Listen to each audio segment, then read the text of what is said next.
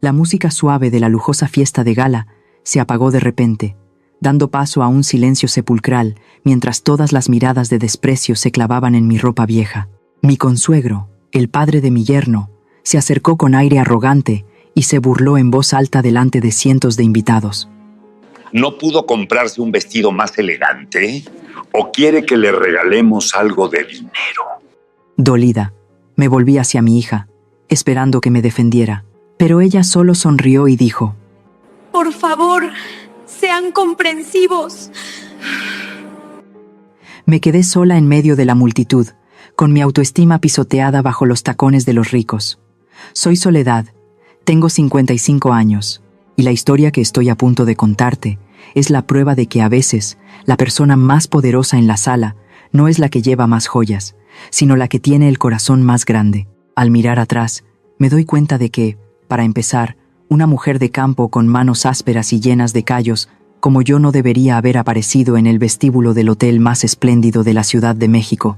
Lo único que recuerdo de ese momento es la deslumbrante luz de los candelabros de cristal que colgaban del techo alto, el tintineo de las copas de vidrio y el murmullo de las risas, mezclado con el fuerte olor a perfume.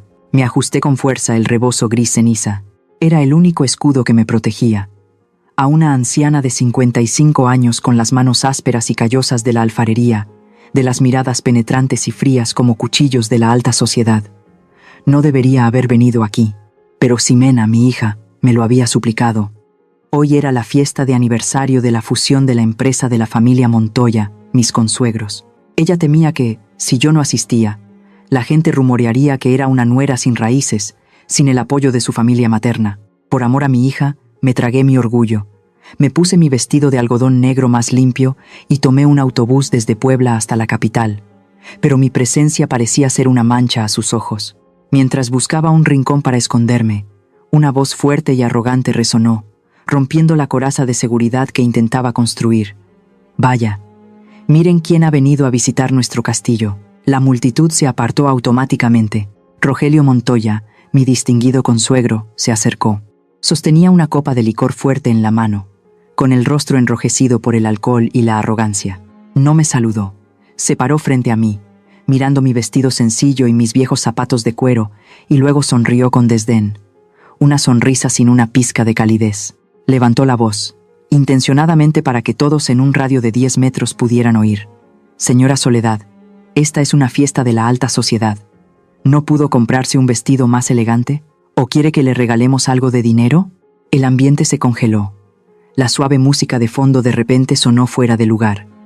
Empezaron a oírse risitas entre la multitud circundante. Las damas se cubrían la boca con abanicos de papel, sus ojos brillando con una burla cruel. Sentí que la sangre me subía a la cara. Mis manos temblaban bajo el rebozo. Las palabras de Rogelio fueron como un cubo de agua fría arrojado a mi cara, desnudando la pobreza de la que nunca me había avergonzado hasta este momento. No estaba enojada por ser pobre. Estaba enojada porque la dignidad de una trabajadora honesta estaba siendo utilizada como entretenimiento. No respondí. Me volví para buscar a Ximena. Mi hija estaba allí mismo, junto a Carlos, su esposo. Llevaba un costoso vestido de noche y joyas brillantes. Se veía hermosa, pero también muy extraña. La miré, con una súplica en mis ojos. Ximena, por favor, di algo. Diles que soy la madre que te crió. No dejes que me pisoteen así. Pero Ximena evitó mi mirada. Agachó la cabeza, con los hombros temblando. Carlos, a su lado, le dio un codazo frío a su esposa, con una orden en su mirada. Ximena tenía miedo. Tenía miedo de perder el prestigio ante la familia de su esposo. Tenía miedo de ser excluida de ese mundo glamoroso en el que tanto había luchado por entrar. Ximena se aferró a la mano de su esposo como a un salvavidas. Luego me miró. Su voz apenas un susurro, pero suficiente para destrozarme el corazón. Mamá, por favor, compréndelos. No me pongas en una situación difícil. Mis oídos zumbaban. El silencio de mi hija fue más doloroso que 1000 insultos de Rogelio. Ella no me defendió. Eligió ponerse del lado de quienes se reían de su madre. Consideraba mi presencia una vergüenza, una situación difícil. Me quedé allí, sola. Sentí como si fuera una estatua de arcilla arrojada al fuego antes de secarse, agrietándose dolorosamente. Sonreí con amargura, una sonrisa torcida. Al ver esto, Rogelio se sintió aún más satisfecho y se rió a carcajadas. ¿Lo ve, señora Soledad? Hasta su hija se avergüenza. Vamos, que alguien le dé unas monedas y la acompañe a la salida. Justo en ese momento, la gran puerta del salón se abrió de golpe. El fuerte sonido atrajo la atención de todos. Una ráfaga de aire frío entró. Un hombre de mediana edad entró. Vestía un traje oscuro. Era alto e imponente como una montaña. No miró a nadie, ni se detuvo para saludos sociales. Pasó junto a la multitud de la alta sociedad como si fueran aire. Caminó directamente hacia mí.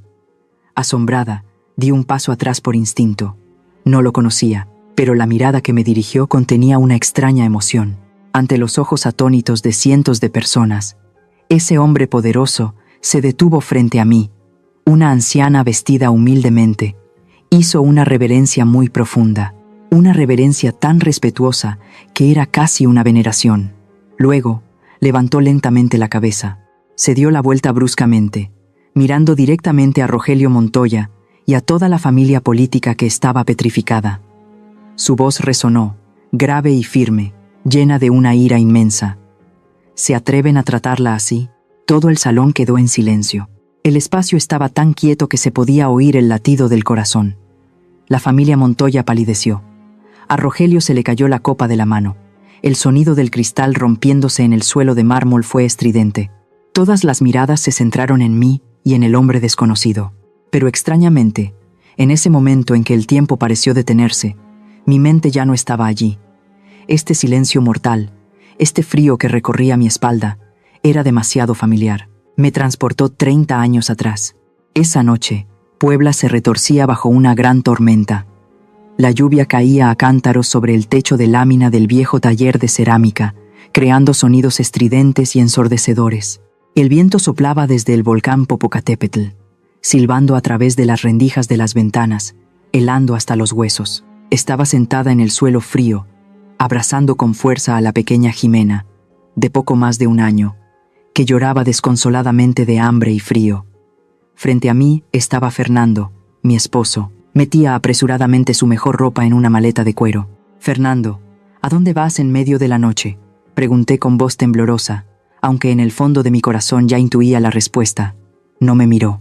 Revolvió el cajón de la cómoda, sacando la alcancía, el cerdito de barro en el que había ahorrado cada centavo de la venta ambulante de cerámica. Crash. La rompió sin piedad. Las monedas rodaron por el suelo, mezcladas con los trozos de cerámica rota. Fernando lo recogió todo.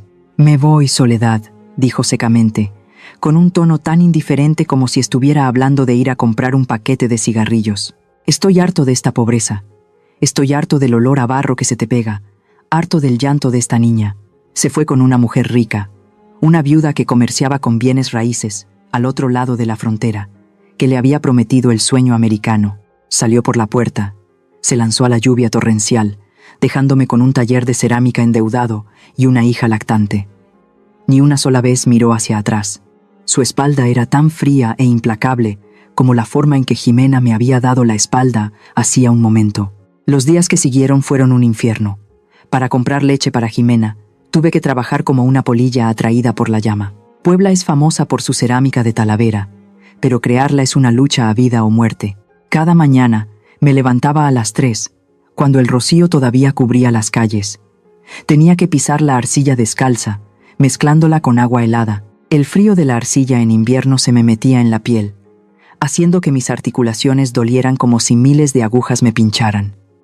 Mis manos que mi madre una vez elogió por ser suaves, ahora estaban agrietadas. La sangre brotaba de las grietas, mezclándose con el gris de la arcilla y el esmalte. Algunos días, la sangre fluía tanto que tenía que envolverlas con vendas, apretar los dientes por el dolor para seguir moldeando la cerámica en el torno. Cada vasija que tomaba forma estaba literalmente empapada de mi sudor y mi sangre.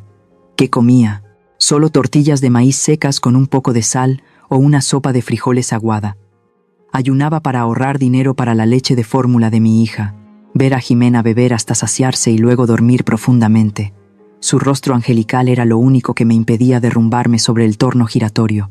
En esas largas noches solitarias, junto al fuego rugiente del horno, le juré a la Virgen de Guadalupe: nunca dejaré que Jimena sufra como yo. Usaré este barro para construirle un castillo. Y ese fue el mayor error de mi vida. Mantuve esa promesa ciegamente. Protegí demasiado a Ximena. Nunca la dejé tocar la arcilla. Tenía miedo de que se ensuciara. Tenía miedo de que se lastimara las manos. Cuando Ximena creció, escondí las facturas de las deudas. Escondí mis comidas frugales.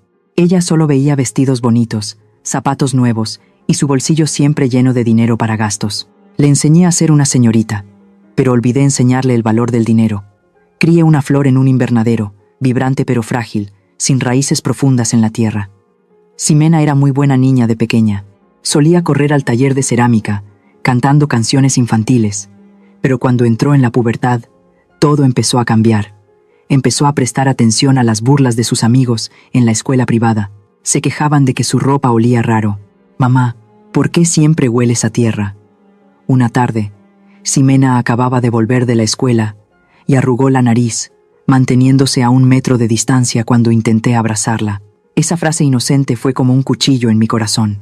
Miré mi ropa manchada de barro, luego su uniforme blanco impecable. Retiré la mano. A partir de ese día, Ximena fue menos al taller. Empezó a avergonzarse de la profesión de su madre. Cuando sus amigos venían de visita, mentía diciendo que yo era la gerente del taller de cerámica, no la alfarera. Cerraba la puerta de su habitación con llave, rociando perfume fuerte para enmascarar el olor salado de la arcilla cocida, el olor que la había alimentado durante tantos años. Y entonces conoció a Carlos Montoya. Fue cuando Ximena tenía 20 años, estudiando en la Universidad de la capital. Carlos era el típico niño rico. Conducía un deportivo reluciente, con el pelo engominado y una lengua tan suave como la mantequilla. Era el tipo de persona que llamamos barril vacío. Hace mucho ruido. Llamativo por fuera, pero vacío por dentro. La primera vez que Ximena trajo a Carlos a casa, me sentí inquieta. Miró mi taller de cerámica con ojos escrutadores, valorando las vasijas antiguas más que apreciando el trabajo que conllevaba hacerlas. Se quejó de que mi té era flojo, de que los asientos eran duros, pero hablaba sin parar de los proyectos millonarios y fantasiosos de su familia. Le advertí a Ximena: «Hija, mira sus manos. Un hombre que nunca ha tenido callos por el trabajo no sabrá apreciar el sudor de los demás». Pero Ximena, deslumbrada por los regalos caros y las fiestas lujosas, hizo oídos sordos. «¿Tú qué sabes del amor? Solo conoces el barro y el horno», gritó, con la cara roja de ira. «Estás celosa porque encontré a alguien rico, ¿verdad? ¿Quieres que viva miserablemente como tú, encerrada en este taller de cerámica toda la vida? ¿Celosa?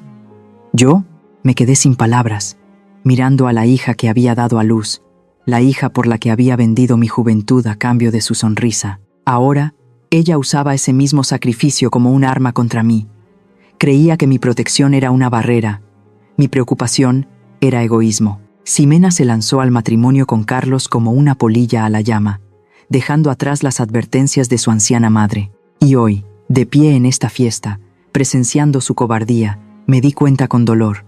La vasija de cerámica que había moldeado durante tantos años, aunque hermosa por fuera, estaba hueca y rota por dentro, desde hacía mucho tiempo. La voz del hombre me sacó bruscamente del abismo de los recuerdos y me devolvió a la ruidosa realidad. El ambiente a mi alrededor todavía estaba tenso. Levanté la vista. A esta corta distancia, reconocí los rasgos familiares en ese rostro autoritario. Él inclinó la cabeza, mirándome con los ojos llorosos, su voz grave pero quebrada por la emoción. «Señora, ¿todavía recuerda a este niño hambriento Martín?» Ese nombre fue como un relámpago que atravesó la niebla de mi mente. Me llevé una mano temblorosa a la boca. Dios mío, era Martín, el niño flaco, moreno, con grandes ojos saltones que siempre miraban fijamente el horno anhelando calor, de hace 20 años. Martín se dio la vuelta y se irguió en medio del gran salón. Se ajustó el botón del chaleco.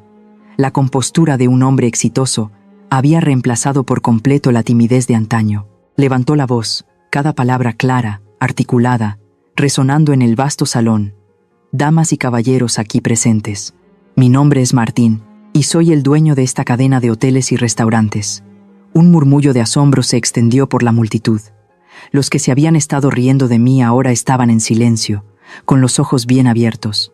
Martín hizo un gesto para que guardaran silencio. Luego me señaló y continuó su historia con una voz llena de orgullo. «Hace 20 años, Yo era solo un indigente a punto de morir de hambre en las calles de Puebla. Una noche de tormenta, me derrumbé frente a la puerta del taller de cerámica de la señora Soledad.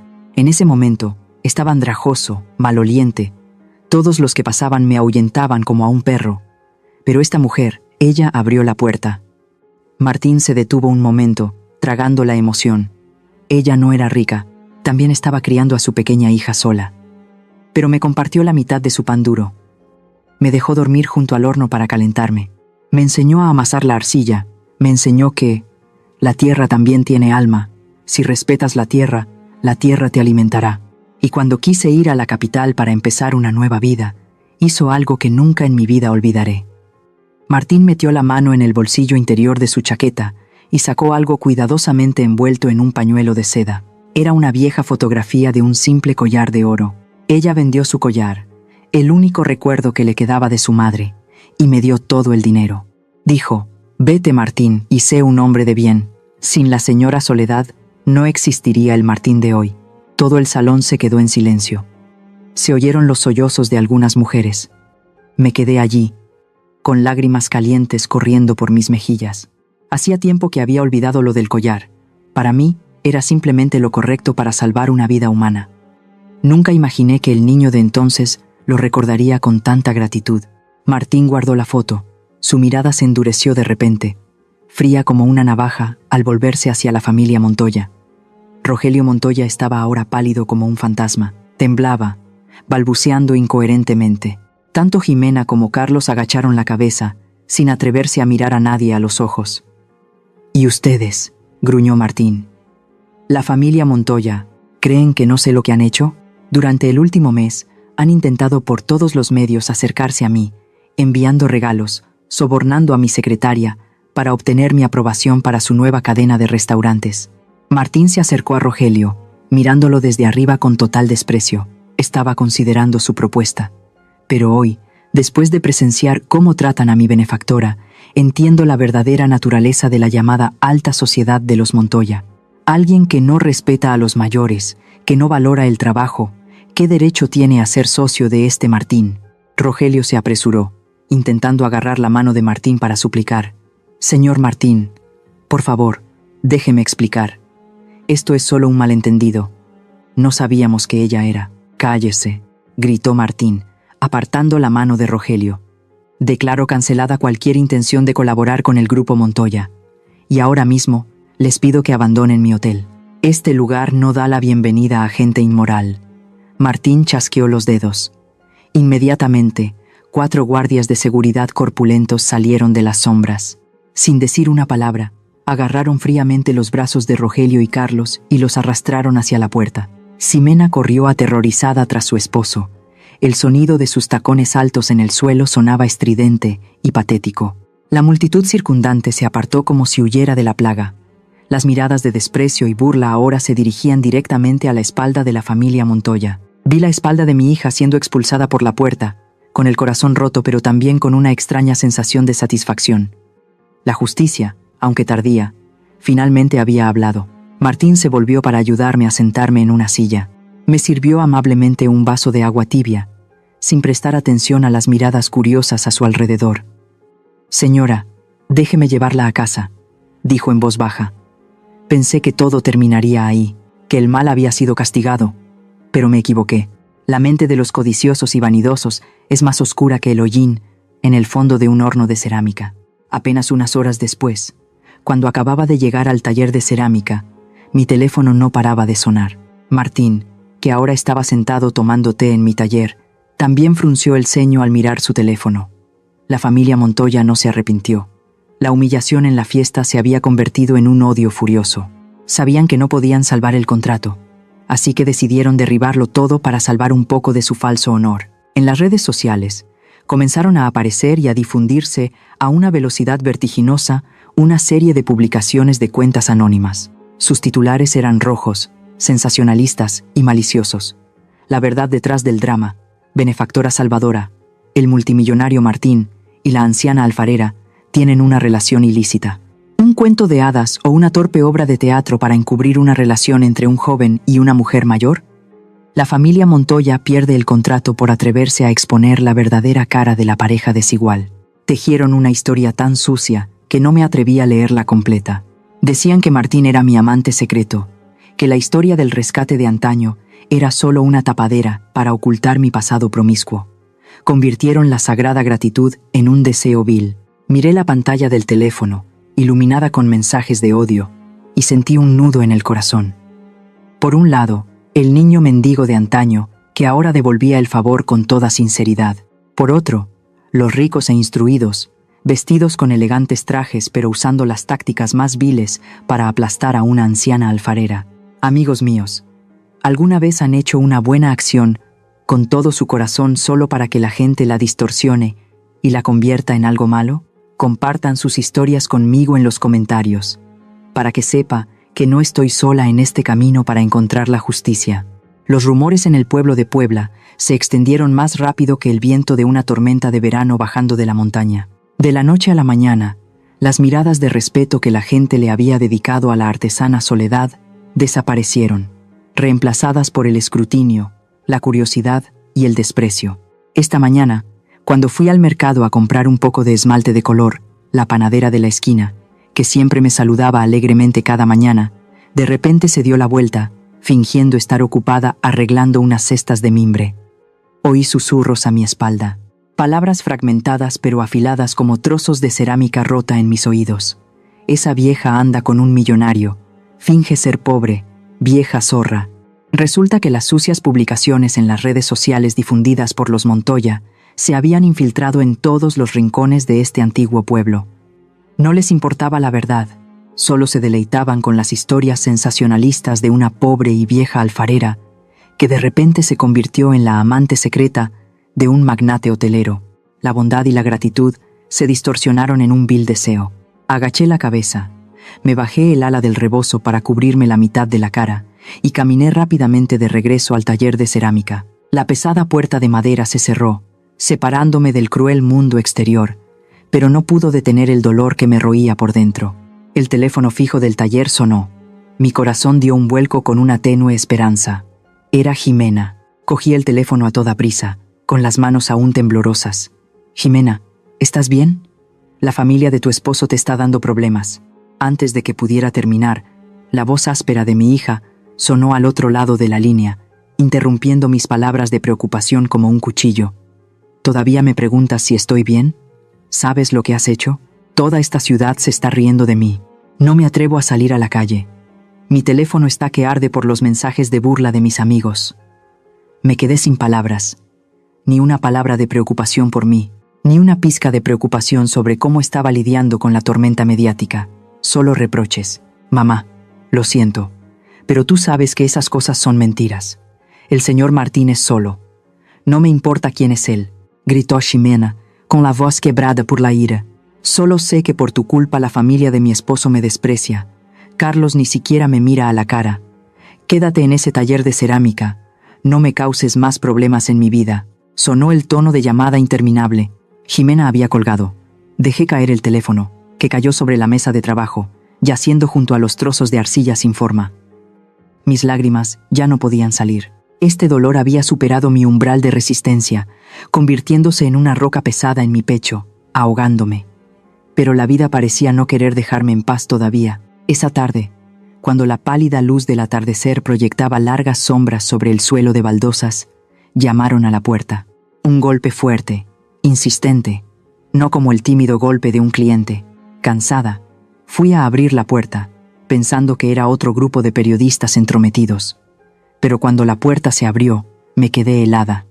Frente a mí había un fantasma, un hombre viejo, demacrado, con el pelo canoso y revuelto y ropa vieja que apestaba a cigarrillos baratos. Aunque habían pasado 30 años, aunque las arrugas y el fracaso habían devastado su rostro, todavía reconocía esos ojos hundidos y esa actitud despreocupada.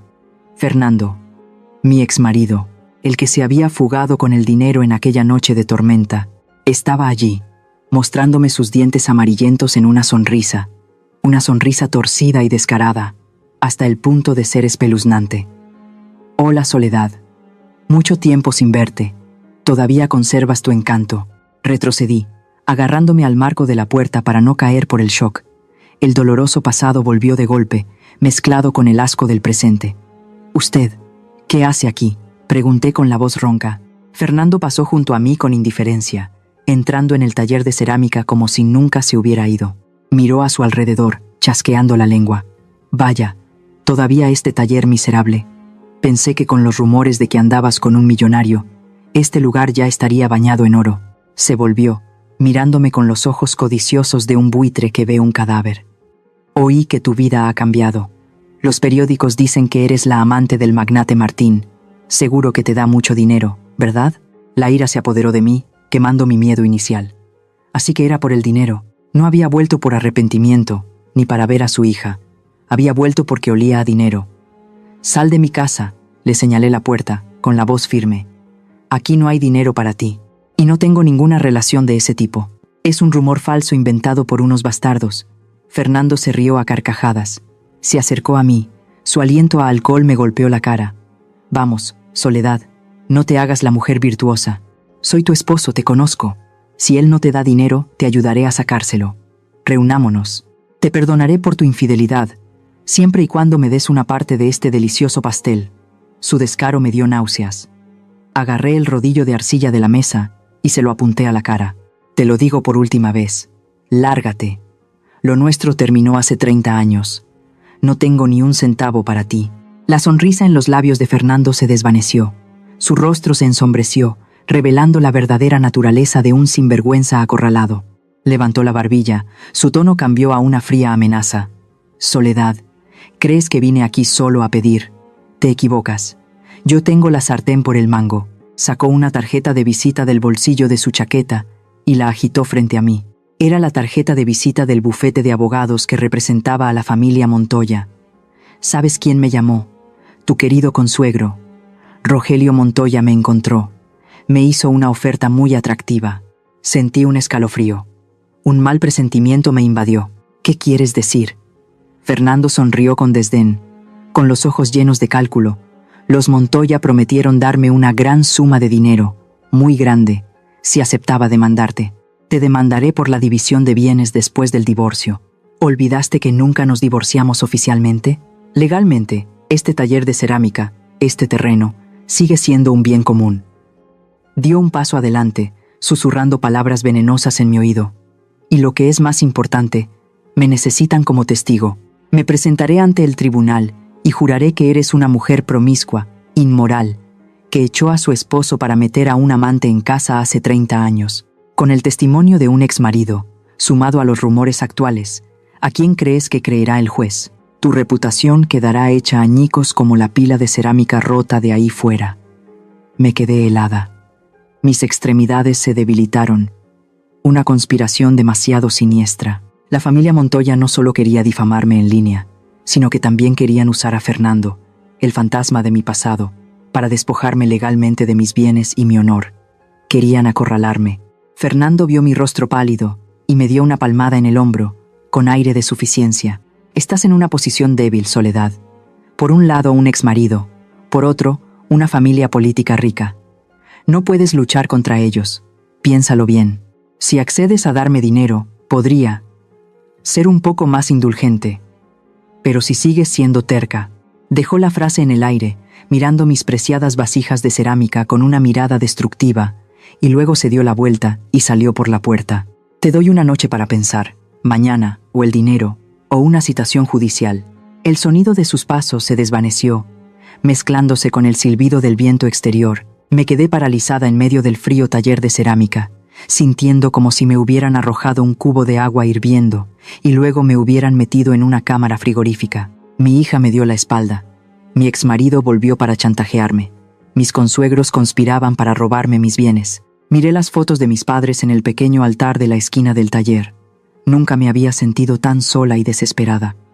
Al día siguiente, el cielo de Puebla estaba tan gris como el agua de lavar los pinceles. No abrí el taller de cerámica. Me senté encogida en una vieja silla de madera, con los ojos fijos en la pantalla del pequeño televisor de la esquina. En la pantalla, se transmitía en vivo una conferencia de prensa desde la sala de conferencias del Grupo Montoya.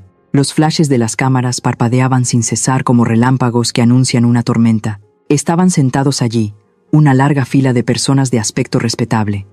Rogelio Montoya, su abogado, Fernando y Ximena. Fernando, mi infiel esposo, se había despojado de su aspecto desaliñado de ayer.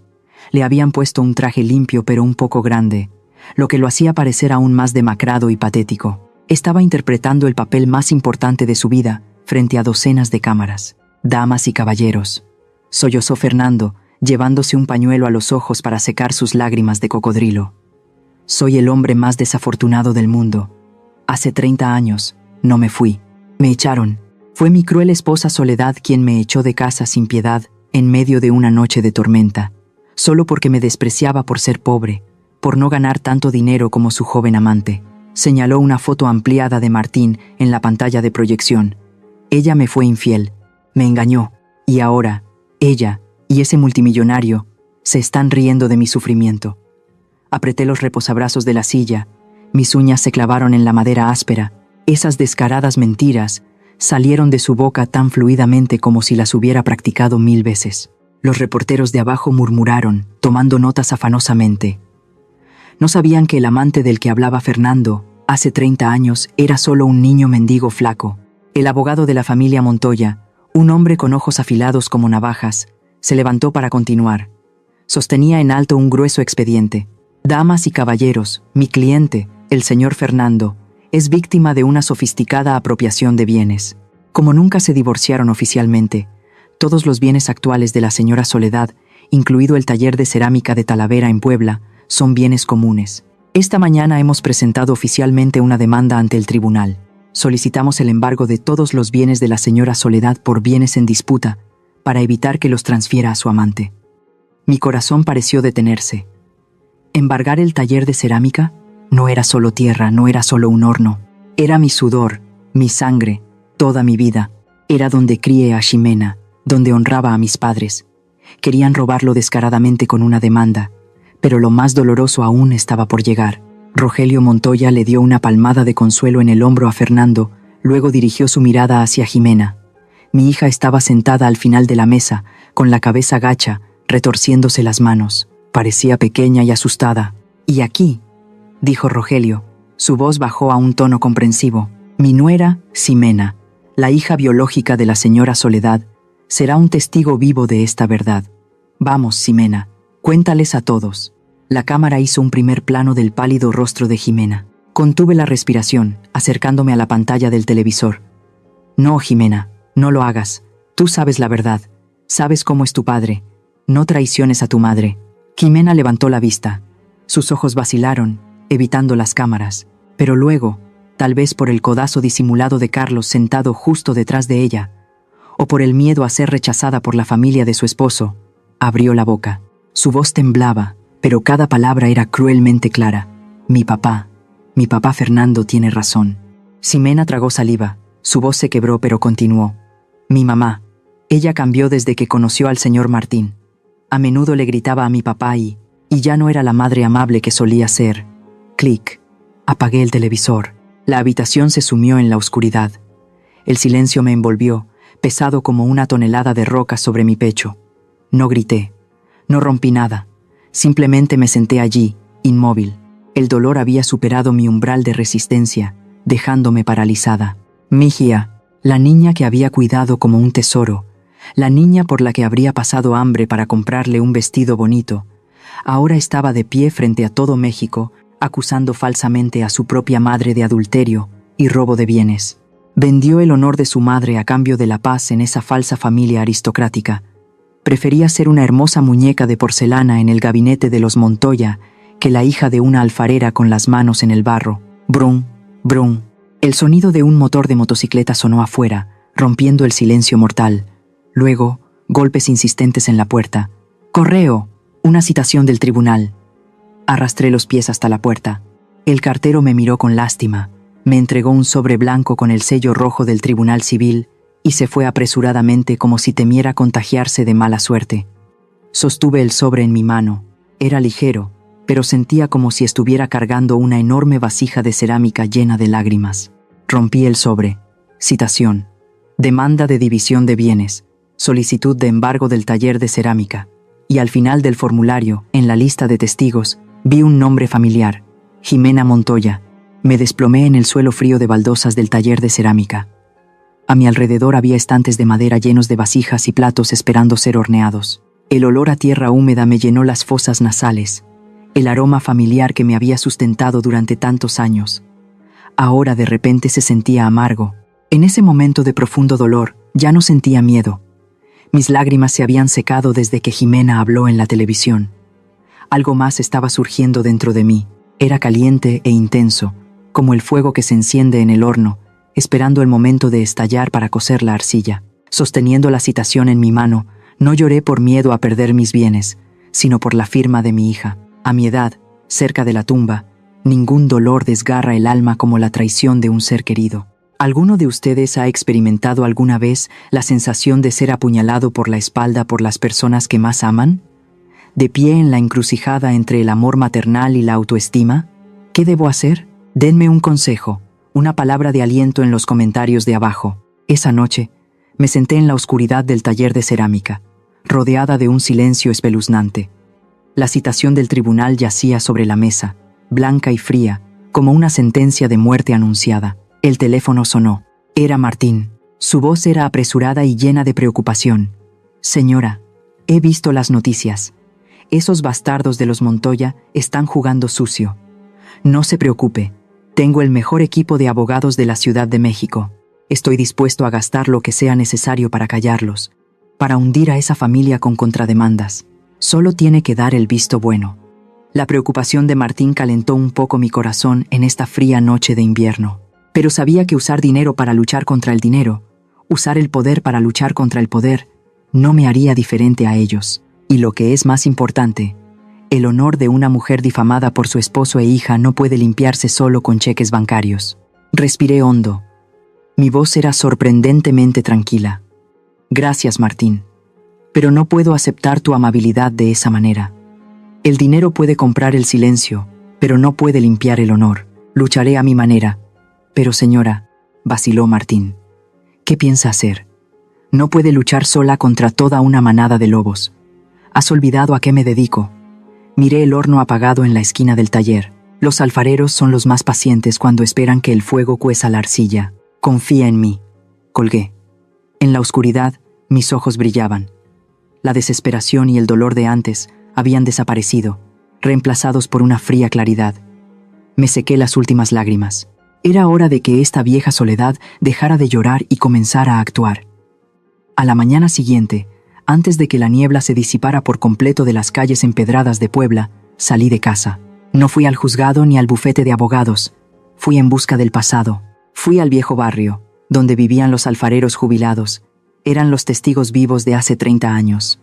Me encontré con el señor Pablo, el maestro alfarero que ahora tiene casi 80 años. Cuando le conté la historia, el anciano golpeó su bastón contra el suelo, su barba y cabello temblando de ira. Ese bastardo de Fernando. Esa noche de tormenta, lo vi con mis propios ojos llevando su maleta al coche de esa mujer.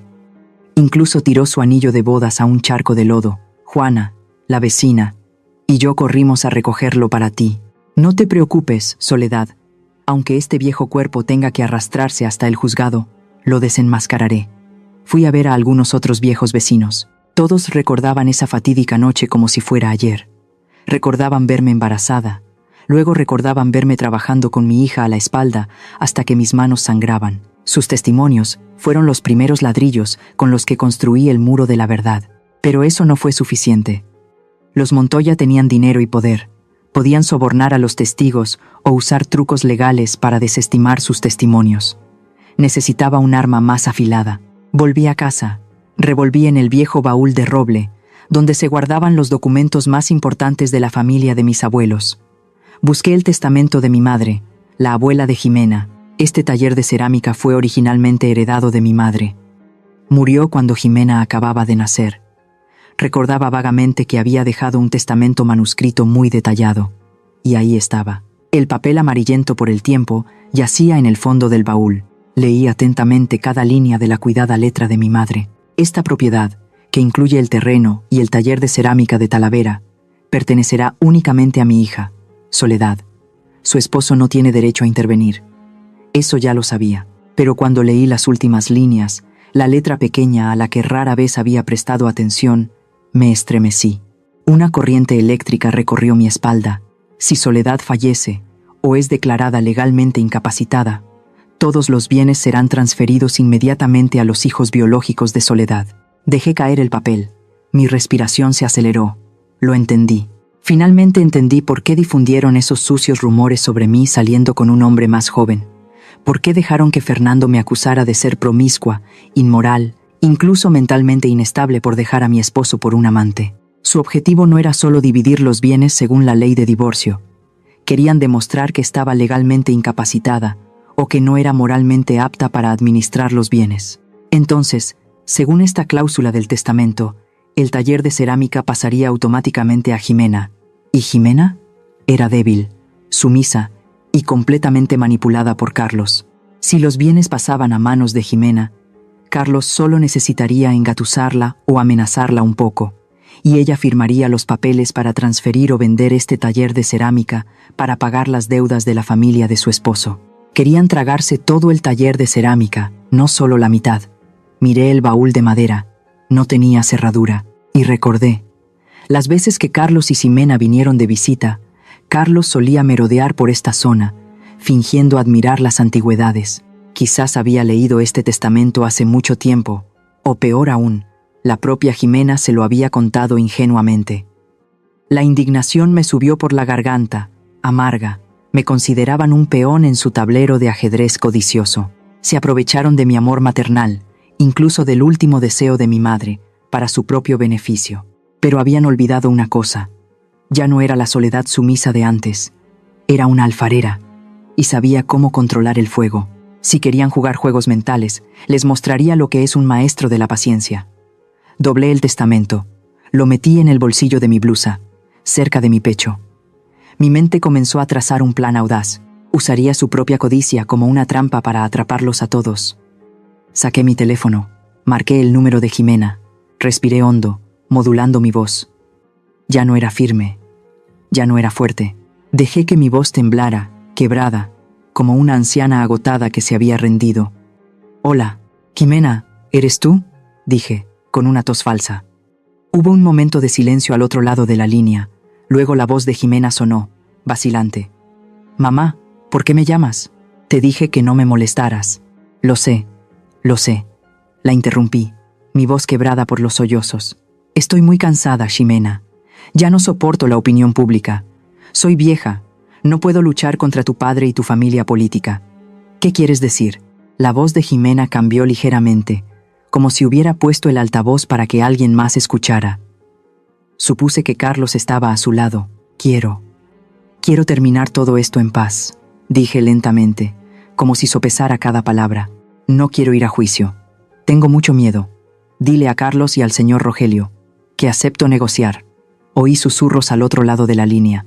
Seguramente estaban encantados. El pez había picado el anzuelo. «Mamá, ¿lo dices en serio?», preguntó Jimena de nuevo. «En serio. Solo quiero paz en mis últimos días». Bajé la voz, llena de tristeza. «Dividiré los bienes. Pero quiero reunirme en persona con toda la familia, incluido tu padre, para hablarlo claramente una última vez. En nuestra casa. Quiero resolverlo internamente, sin abogados ni prensa». «Claro, por supuesto, mamá». Esta vez fue la voz de Carlos la que intervino, sin poder ocultar su entusiasmo. «Haremos los arreglos para ir mañana mismo. Descansa». La llamada terminó. Miré el teléfono con la pantalla apagada. Una leve sonrisa se dibujó en mis labios. Una sonrisa fría que nunca antes había aparecido en mi rostro. Exactamente a las 10 de la mañana, 3 relucientes coches negros se detuvieron bruscamente frente a mi casa, bloqueando la entrada a mi pequeño taller de cerámica. Los motores se apagaron, dejando un pesado silencio sobre la pequeña calle de Puebla. Estaba sentada en la vieja silla de madera en medio del salón, con las manos en el regazo, dejándolas temblar ligeramente a propósito. Me había cambiado la ropa de trabajo manchada por un vestido marrón oscuro, y me había envuelto un grueso rebozo de lana como si me estuviera atacando el frío de la vejez. Mi rostro estaba sin maquillaje, mostrando claramente el agotamiento de varias noches de insomnio. La puerta se abrió. Entraron. A la cabeza iba Rogelio Montoya, con el mismo aire imponente y arrogante, pero hoy sus ojos se movían con impaciencia.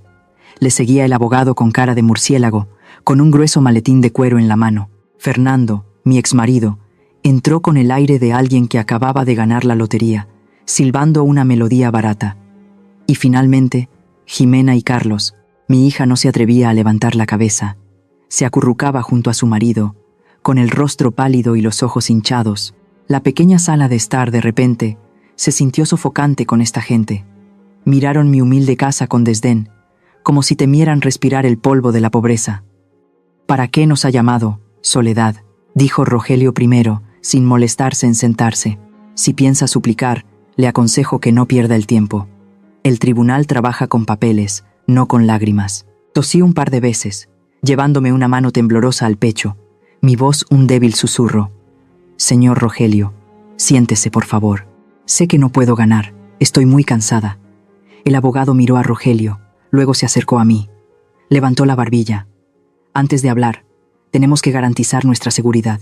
En estos días, hasta una anciana puede ser astuta». Me pidió que me levantara y empezó a registrarme. Me palpó la blusa, los bolsillos, incluso me hizo quitarme el rebozo para sacudirlo con fuerza. Buscaba un dispositivo de grabación. Obedecí dócilmente, con los ojos bajos en señal de sumisión. Ya lo había previsto. En mi persona, aparte de mi ropa de tela basta, no había absolutamente ningún dispositivo electrónico. «Limpia», asintió el abogado a Rogelio. Todos soltaron un suspiro de alivio. La cautela en sus ojos se desvaneció, reemplazada por la arrogancia. Pensaron que la bestia había caído en la trampa y era completamente inofensiva. Me senté. Serví té en las tazas, pero derramé un poco a propósito para que vieran lo nerviosa que estaba. Les acerqué las tazas y luego dije con voz entrecortada: «No quiero ir a juicio. No quiero que la gente siga insultándome. Yo acepto transferir el taller de cerámica». La habitación se quedó en completo silencio. Rogelio enarcó una ceja. Fernando se inclinó hacia adelante. «¿Lo dice en serio?», preguntó Fernando, con la voz temblorosa de emoción. «En serio», asentí, mirando a Jimena, que estaba acurrucada en un rincón. «Pero tengo una condición. Firmaré los papeles para transferir todos los bienes, el terreno y este taller de cerámica a mi hija, Jimena. Quiero que ella sea la titular, no ustedes». Carlos se dio una palmada en el muslo, riendo alegremente. «Pues no hay diferencia. Lo que es de la esposa también es del esposo. Que firmes a nombre de Jimena es lo más legal». El abogado sacó rápidamente un expediente preparado de su maletín. Lo puso sobre la mesa, empujándolo hacia mí junto con una costosa pluma estilográfica. «Señora Soledad, solo tiene que firmar aquí. Un documento que confirma que transfiere voluntariamente sus derechos de herencia a su hija debido a su mala salud». Cogí la pluma, pero mi mano se quedó suspendida sobre el papel. Levanté la vista hacia Fernando, con una mirada llena de resentimiento. «Fernando, has conseguido lo que querías, pero todavía quiero hacerte una pregunta. ¿Por qué me trataste así? Lo que pasó hace 30 años. Sabes muy bien que no te eché, pensando que me había rendido, y más importante, convencido de que no había ningún dispositivo de grabación».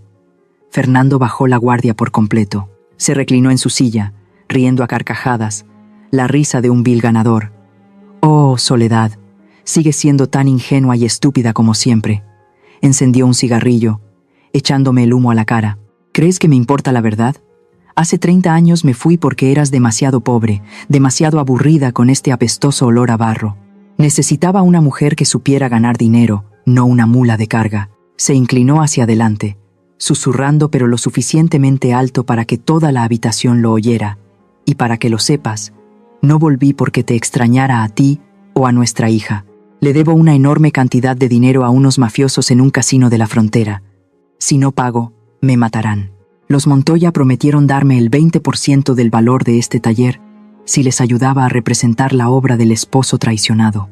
Un precio demasiado bueno por vender a una vieja esposa, ¿verdad?» Ximena levantó la cabeza de golpe, mirando fijamente a su padre biológico. Movió los labios, pero no pudo decir una palabra. Me volví para mirar a Rogelio Montoya. Tamborileaba con los dedos sobre la mesa de madera, con aire impaciente. «¿Y usted, señor Rogelio? Es tan rico. ¿Por qué necesita este miserable taller de cerámica mío hasta el punto de recurrir a tácticas tan sucias?» Rogelio sonrió con desdén, tomó un sorbo de té y luego lo dejó con una mueca. Rico. Eso es solo una fachada, señora Soledad. Levantó la barbilla, con un tono lleno de desprecio. Mi empresa está ahogada en deudas con el banco, a punto de quebrar. Necesito dinero en efectivo urgentemente. Este taller de cerámica suyo está en un terreno de oro. Venderlo salvará mi puesto de presidente. Miró alrededor del taller de cerámica, sus ojos brillando con una codicia extrema. Además, necesito un lugar para lavar algo de dinero sucio, antes de que Hacienda me investigue. Comprar y vender bienes heredados es la forma más segura. ¿Cree que quería emparentar con esta familia de clase baja? Todo era solo un trampolín.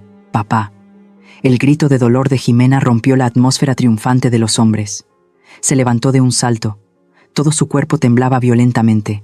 Miró a su suegro, luego a su padre biológico, y finalmente a Carlos, su esposo, que mantenía la cabeza gacha evitando la mirada de su esposa. Resulta que Carlos también lo sabía. Todos lo sabían. Solo Jimena era el peón ciego, utilizada para que ellos destrozaran a su propia madre. Ustedes me engañaron, sollozó Jimena, con lágrimas corriendo por su rostro. Papá Fernando, dijiste que volvías porque querías reunir a la familia. Papá Rogelio, dijiste que querías ayudar a mi mamá a administrar mejor sus bienes. Resulta que solo querían vender el taller de cerámica para pagar deudas y lavar dinero. Cállate, Ximena, le gritó Carlos a su esposa, tirando de su brazo para que se sentara. ¿Tú qué sabes? Si no tenemos dinero, acabaremos en la calle. Siéntate y deja que tu mamá firme. Me senté allí, presenciando todo. El asco me subió por la garganta como ácido. Las máscaras glamorosas habían caído, revelando los horribles rostros de los demonios. La codicia les había hecho perder toda su humanidad. No me consideraban un ser humano.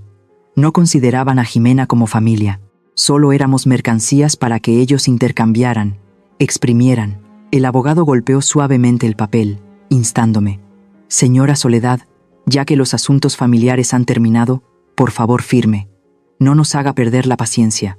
No querrá que la policía económica investigue la evasión de impuestos de su taller, ¿verdad? Por supuesto, son registros falsos que yo creé, pero son suficientes para meterla en la cárcel. Apreté la pluma. Con solo mi firma, estos lobos lograrían su objetivo. Pero en ese mismo momento, sentí una calma absoluta en mi alma. Pensaban que era un cordero esperando ser sacrificado, pero olvidaron que el alfarero más paciente es el que sabe esperar a que el fuego alcance su máxima temperatura. La obra había terminado, y ahora era el momento de que la verdad hablara. Si estuvieran en mi situación, sentados frente a codiciosos que están destrozando el sudor y las lágrimas de toda una vida, ¿elegirían aguantar hasta el final o levantarse y luchar? Déjenme saber lo que piensan en los comentarios antes de entrar en mi batalla final. El abogado me miraba fijamente, con una mirada apremiante y amenazadora. Tamborileaba suavemente con los dedos sobre la mesa de madera de roble, justo al lado del documento de transferencia de bienes ya preparado. Fernando se inclinó hacia adelante, su aliento apestando a tabaco rancio y codicia me golpeó en la cara. Firma rápido, Soledad. No hagas perder el tiempo a gente ocupada. Lo miré. Miré a Rogelio Montoya, que movía el pie con impaciencia. Miré a Carlos y a mi hija, Jimena, que mantenían la cabeza gacha. Todos contenían la respiración, esperando mi trazo de tinta. Puse la punta de la pluma sobre el papel, pero en lugar de escribir mi nombre, concentré toda la fuerza de mis manos, que habían amasado arcilla durante más de 40 años, en mi pulgar e índice. Crack. Un sonido seco resonó, rompiendo el silencio de la habitación. La costosa pluma estilográfica se partió en dos en mi mano. La tinta negra salpicó, manchando el papel blanco y tiñendo de negro mis dedos callosos. Toda la habitación quedó atónita. La sonrisa en los labios de Fernando se desvaneció. Rogelio Montoya frunció el ceño, sin entender lo que estaba pasando. Me levanté de un salto. Ya no era la anciana senil, enferma y quejumbrosa de antes. Me erguí, con la columna vertebral tan firme como el pilar de un horno. Me eché con fuerza el rebozo que me envolvía por encima del hombro, revelando unos ojos brillantes, ardiendo de ira, mirando directamente a la cara de cada uno de ellos. «Usted, ¿qué demonios está haciendo?», balbuceó el abogado, retrocediendo un paso ante mi repentina compostura. Tiré los 2 trozos de la pluma rota sobre la mesa, justo delante de Rogelio. El sonido del plástico duro golpeando la madera fue estridente. Hago lo que un verdadero alfarero debe hacer con los productos defectuosos. Mi voz resonó, firme y clara, sin rastro de temblor. Romperlos. Está loca. Rogelio golpeó la mesa y se levantó, con la cara roja. ¿Cree que puede salirse con la suya haciendo un berrinche aquí? Si no firma, la llevaremos a los tribunales, y lo perderá todo de todos modos. Me reí. Una risa refrescante y despectiva. ¿Demandarme? ¿Basándose en qué? ¿En las descaradas mentiras que acaban de soltar aquí? Tenemos testigos, tenemos pruebas, gritó Fernando. Y lo más importante, nadie sabe la verdad. Usted no tiene pruebas. La registramos antes. No tenía un dispositivo de grabación. Caminé lentamente hacia el centro de la habitación, con un aire despreocupado como si estuviera paseando por mi propio jardín. Me acerqué a la vasija de cerámica de Talavera más grande, colocada solemnemente sobre un taburete de madera en la esquina. Era mi vasija favorita, con patrones de azul cobalto que representaban el cielo de Puebla después de la lluvia. Acaricié suavemente el cuerpo frío de la vasija. Luego me volví para mirar a la multitud atónita. Me registraron. Cierto, fueron muy cuidadosos, dije con un tono burlón. Pero olvidaron una cosa. Esta es la casa de una artesana de la cerámica. El alma de esta casa no reside en la gente, sino en las vasijas. Señalé la boca de la vasija de cerámica. ¿Saben lo que hay debajo de esta brillante capa de esmalte? Nadie, respondió. Un vago temor comenzó a extenderse por el aire, dentro de cada una de las vasijas de cerámica artística que se exhiben en esta habitación. Levanté la voz, haciendo un gesto con la mano hacia las 4 vasijas colocadas en las 4 esquinas. Hay los dispositivos de grabación y vídeo más avanzados, tan pequeños como un guisante, ingeniosamente incrustados en las paredes de cerámica. El rostro de Rogelio Montoya pasó del rojo al púrpura. Fernando se quedó boquiabierto. El cigarrillo se le cayó de los labios al suelo. ¿Qué? Susurró. Toda la conversación que acabamos de tener, cada una de sus sucias confesiones, la historia del lavado de dinero de Rogelio, la inminente quiebra de su empresa, las deudas de juego de Fernando con la mafia, su conspiración para estafarme y difamarme. Hice una pausa, disfrutando del momento en que el horror se apoderaba de sus rostros. Todo, sin omitir una sola palabra, ha sido transmitido en vivo al bufete de abogados del señor Martín y al Departamento de Policía Económica de la Ciudad de México. Vieja zorra. Rogelio Montoya rugió como una bestia herida. Perdió la cabeza. La falsa elegancia de la alta sociedad desapareció por completo. Se abalanzó sobre mí, con los ojos inyectados en sangre y las manos levantadas para estrangularme. Te mataré. Destrozaré este lugar. Jimena gritó de miedo. Carlos se quedó paralizado. No retrocedí. Me quedé quieta, mirándolo fijamente mientras se abalanzaba sobre mí. No tenía miedo, porque sabía que la justicia estaba justo detrás de esa puerta. ¡Bam! La puerta de madera del taller de cerámica fue derribada con violencia antes de que las manos de Rogelio pudieran tocarme. «Policía, todos quietos, manos arriba». Docenas de policías armados irrumpieron en la pequeña habitación. Los gritos, el sonido de las botas claveteadas en el suelo, el chasquido de las armas crearon una escena caótica pero imponente. Rogelio Montoya se detuvo en seco. Se volvió para mirar los cañones de las armas que le apuntaban directamente. Lentamente bajó las manos, con el rostro contorsionado por la desesperación. Un alto oficial de policía se acercó, con una orden de arresto en la mano. Leyó en voz alta, con voz firme: Rogelio Montoya está arrestado por conspiración para cometer fraude, evasión de impuestos y lavado de dinero. Tenemos pruebas suficientes de la grabación en vivo. Clic. Las frías esposas se cerraron tras la espalda de Rogelio. Agachó la cabeza, despojado de toda su imponente presencia de presidente de un conglomerado. En la otra esquina, Fernando intentaba escabullirse por la ventana, pero 2 policías lo atraparon rápidamente, inmovilizándolo en el suelo polvoriento. «Suéltenme, no he hecho nada, solo soy un exmarido que visita a su esposa», gritó Fernando, luchando en vano. «Fernando Sánchez está arrestado por fraude y tiene una orden de arresto por deudas de juego ilegales», anunció fríamente el oficial. El sonido de las esposas volvió a sonar. Clic. Ese sonido nítido era más dulce que cualquier música que hubiera oído nunca. El abogado con cara de murciélago temblaba en un rincón, con las manos en alto en señal de rendición, sudando profusamente. Sabía que su carrera había terminado. Martín entró desde afuera, miró por encima a la gente que estaba siendo detenida, luego se dirigió directamente hacia mí. Me miró con preocupación. «Señora, ¿está bien? ¿Le hizo daño?». Negué con la cabeza, sonriendo con alivio. Miré mis manos manchadas de tinta, luego a Rogelio y Fernando siendo llevados como viles criminales. «Estoy bien, Martín. La arcilla ha pasado por el fuego. Ahora es muy dura, nadie puede romperla». Carlos fue detenido por la policía para ser interrogado por posible complicidad. Estaba pálido como un fantasma, balbuceando su inocencia, culpando de todo a su padre. Jimena se desplomó en una silla, cubriéndose la cara y sollozando, las lágrimas de un arrepentimiento tardío. Miré la escena de devastación ante mí. Las vasijas de cerámica seguían allí, silenciosas y orgullosas. Habían cumplido su misión. No solo contenían flores y agua, sino que hoy contenían la verdad y la justicia. Cuando la policía se llevó a Rogelio Montoya, levantó la cabeza y me miró con odio. «Tú, me tendiste una trampa». Lo miré directamente a los ojos y le respondí con calma. «No, señor Rogelio. No le tendí una trampa a nadie. Su propia codicia fue la trampa más grande. Yo solo encendí la luz para que vieran el hoyo que ustedes mismos cavaron». Las sirenas de la policía sonaron afuera, llevándose a los codiciosos de la tranquila calle de Puebla. Una multitud de vecinos curiosos se reunió, señalando y cotilleando, pero esta vez ya no me miraban con desprecio. La verdad había sido revelada ante sus propios ojos. Me paré en la puerta del taller de cerámica, respirando hondo el aire fresco después de la lluvia.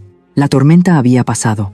Las nubes negras que habían cubierto el cielo durante los últimos días se habían disipado, dando paso a la brillante luz del sol que iluminaba los antiguos tejados. La tormenta mediática y legal que azotó a la familia Montoya fue más devastadora que la tormenta tropical que una vez destruyó mi taller de cerámica.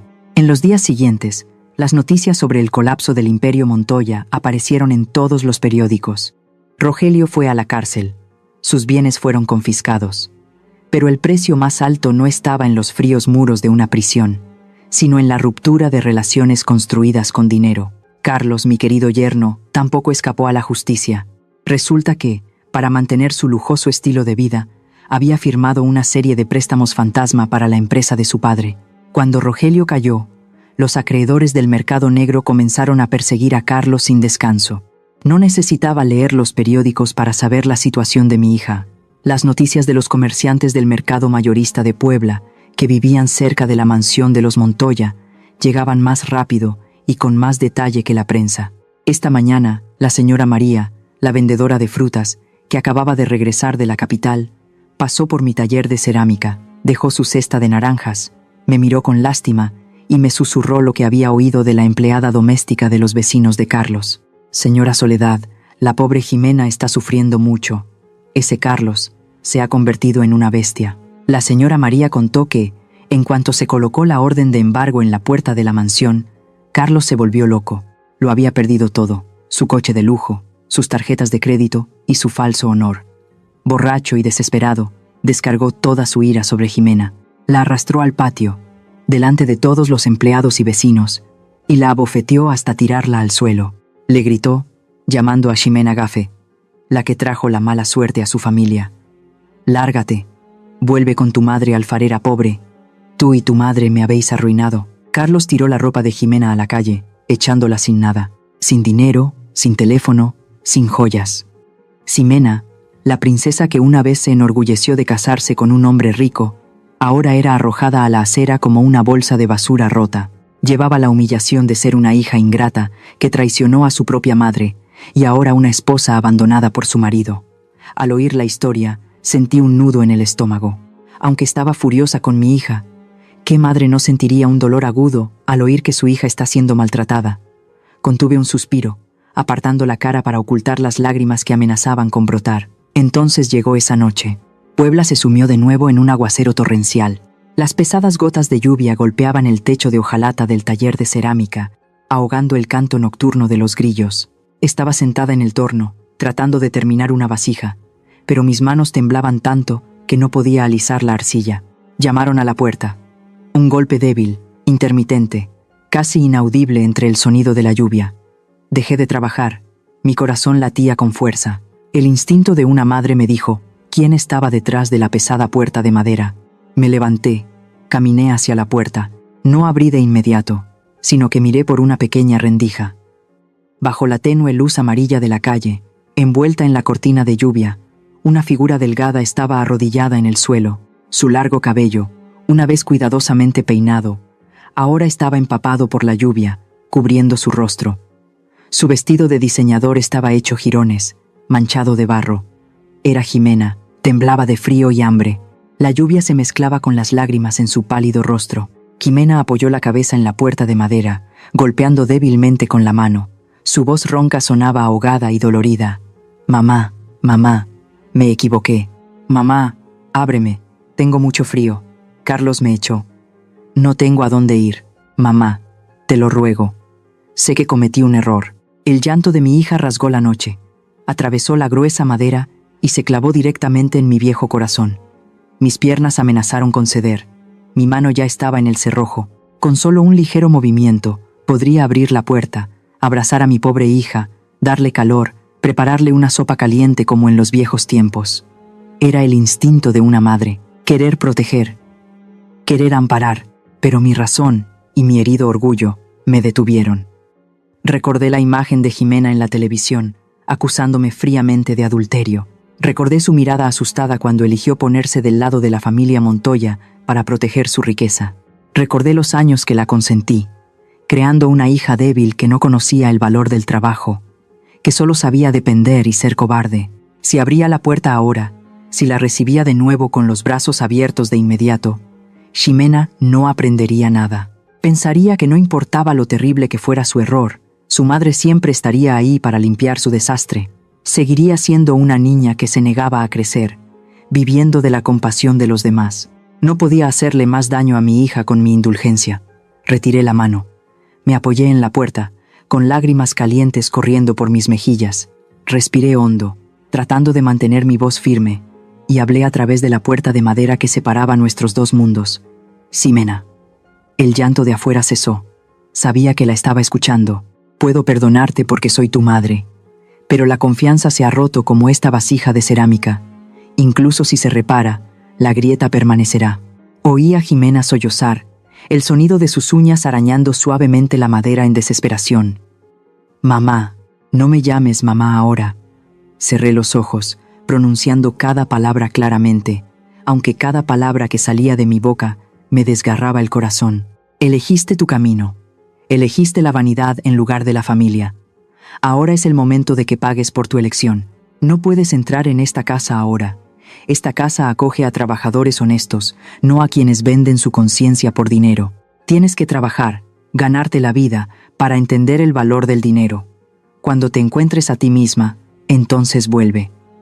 El silencio se apoderó del espacio. Solo quedaba el sonido triste y monótono de la lluvia. Afuera, Jimena ya no llamó a la puerta. Oí su largo sollozo, luego el sonido de sus pasos chapoteando en el suelo empapado, alejándose cada vez más. Se había ido. Me deslicé y me senté justo detrás de la puerta, abrazándome el pecho, llorando en silencio. Echar a mi hija en una noche de tormenta, el corazón de una madre duele más que un cuchillo. Pero sabía que esta era la lección más necesaria, y también la más cruel, que la vida me obligaba a enseñarle. Para convertirse en cerámica fina, la arcilla debe soportar un fuego de 1000 grados. Para madurar, una persona debe atravesar la tormenta con sus propios pies. Ha pasado un año desde aquella fatídica noche de tormenta. Hoy el cielo de Puebla está claro y azul, sin una sola nube. El sol dorado baila sobre las bugambillas de color rosa púrpura que cuelgan frente a la puerta del taller de cerámica. La pesada puerta de madera que fue testigo de tantas tragedias ahora está siempre abierta, dando la bienvenida a risas y charlas animadas. El viejo y destartalado taller de cerámica ya no existe. En su lugar hay un espacio espacioso y limpio, con un techo de tejas rojas y baldosas limpias. Un gran letrero de madera colgado en la entrada lleva la inscripción: Centro de Conservación Cultural de la Cerámica de Talavera, el hogar de Soledad. Martín cumplió su promesa. No solo me ayudó a renovar el taller, sino que también invirtió para convertirlo en un centro de formación profesional gratuito para niños de la calle. Me sequé las manos en el delantal, sonriendo al ver a los niños cubiertos de barro en los nuevos tornos. Eran huérfanos, abandonados, igual que Martín hace 20 años. Vi en sus ojos el anhelo de ser amados y reconocidos. Señora Soledad, mire el cuenco que hice. Me mostró un niño flaco, su producto deforme pero sincero. Muy bien, Pablo, le revolví el pelo al niño. Pero tienes que ser más paciente. La arcilla también tiene su temperamento. No la fuerces, síguela. No solo les enseñé a hacer cerámica, sino también a ser personas. Que las manos sucias de barro no significan un alma sucia. Que el valor de una persona reside en su trabajo, no en la ropa que viste. El domingo por la tarde, mi pequeña cocina se llenó del rico aroma del tradicional pollo en mole, el plato más elaborado de Puebla con sus sabores picantes, amargos, dulces y salados de chiles y chocolate. Estaba poniendo la mesa. 2 platos, 2 juegos de cubiertos y una tetera caliente. Se oyeron unos pasos suaves en el porche. Mamá, ya volví. Jimena estaba en la puerta. Llevaba una camisa de tela basta desgastada en los hombros y unos vaqueros descoloridos. Su largo cabello, una vez elegantemente peinado, ahora estaba corto y recogido en una coleta. Su rostro ya no estaba cubierto por una gruesa capa de maquillaje, revelando algunas pecas y una piel bronceada por el sol y el viento. Pero sus ojos eran diferentes, más tranquilos, más profundos, ya no se dejaban llevar por la vanidad. Ximena puso una bolsa de conchas de pan dulce sobre la mesa. Acabo de cobrar mi salario semanal de la fábrica textil. Te compré esto para el desayuno. Ximena ahora trabajaba como obrera en una fábrica textil en las afueras de la ciudad. Alquilaba una pequeña habitación, apenas lo suficientemente grande para una cama individual y una pequeña estufa de gas. Trabajaba 12 horas al día. Sus manos de señorita ahora estaban callosas, llenas de arañazos de los hilos, pero eran los callos de la libertad. Miré la bolsa de pan, luego a mi hija. Mi corazón se ablandó. Lávate las manos y ven a comer. El mole ya está listo. La comida transcurrió en silencio, pero no en un silencio sofocante de distancia, sino en un silencio de comprensión. De vez en cuando, le servía un trozo de pollo. Ximena agachaba la cabeza para comer, ocultando una lágrima que caía en su plato de arroz. Nuestra relación es como una vasija de cerámica rota que se está reparando poco a poco. La grieta sigue ahí, áspera y visible.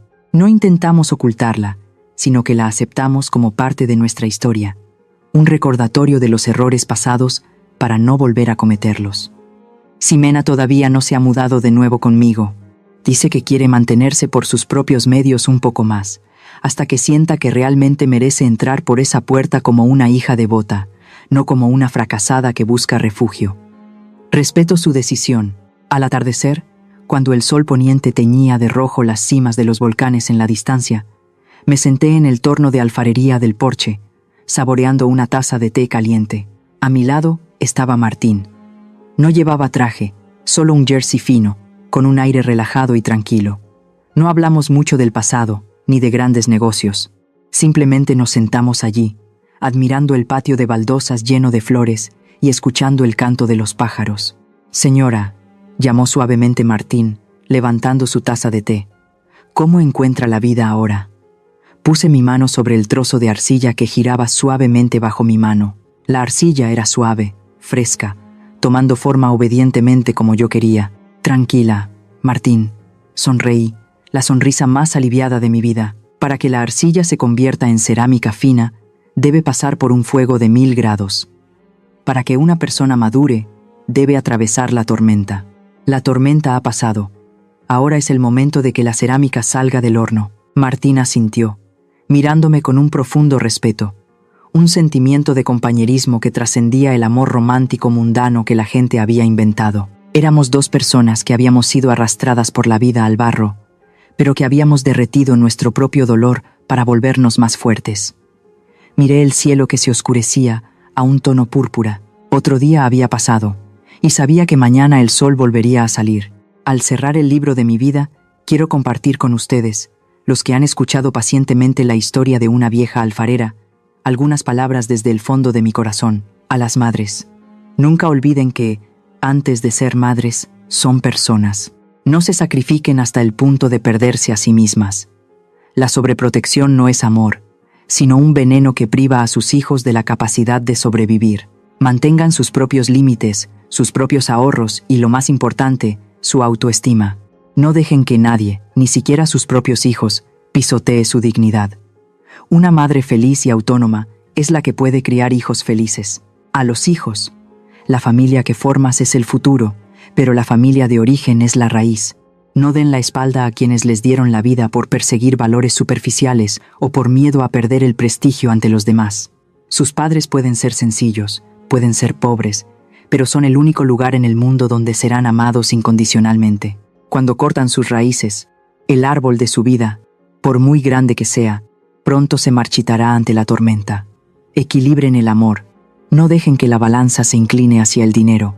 Sobre la codicia y la naturaleza humana. La codicia es como un fuego que lo consume todo, desde la conciencia hasta el afecto familiar. La familia Montoya y mi exmarido tenían dinero, tenían estatus, pero eran pobres de carácter. El egoísmo los convirtió en demonios, dispuestos a devorar incluso a los de su propia especie. Recuerden, lo que se construye sobre mentiras y engaños se derrumbará tan rápido como un castillo de arena ante las olas. Solo la sinceridad y la bondad son los bienes más duraderos. Y finalmente, para aquellos que están a punto de casarse, fíjense en cómo su pareja trata a los más débiles, a sus padres y al camarero. No se dejen deslumbrar por los anillos de diamantes o las promesas vacías. Elijan a alguien que valore el trabajo, que esté agradecido por el pasado y que se atreva a defenderlos ante la injusticia. No sean como mi hija, que eligió una fachada glamorosa solo para encontrar un interior hueco. La vida es muy justa. Cosechas lo que siembras. Vive de tal manera que cuando te mires en el espejo, no tengas que agachar la cabeza ante ti mismo. Los nombres y lugares de la historia que acaban de escuchar han sido cambiados para proteger la identidad de los involucrados. Compartimos esta historia no para juzgar a nadie, sino con la esperanza de que alguien en algún lugar se detenga y reflexione. ¿Cuántas madres están sufriendo en silencio en sus propios hogares? Honestamente me pregunto, si estuvieran en mi situación, ¿qué harían? ¿Se quedarían en silencio para mantener la paz, o alzarían la voz y lucharían por recuperar su voz? Me encantaría escuchar sus opiniones sobre esta historia en mi canal, o cualquier sugerencia que pueda ayudarnos a mejorar nuestro contenido. Dios siempre bendice a los valientes, y realmente creo que el coraje nos llevará a días mejores. Ahora mismo, dejaré las 2 historias más populares del canal en la pantalla final. Creo que los sorprenderán. Gracias por quedarse conmigo hasta este momento. Si esta historia les ha llegado al corazón, denle a me gusta, suscríbanse al canal y activen la campana de notificaciones para no perderse lo que está por venir.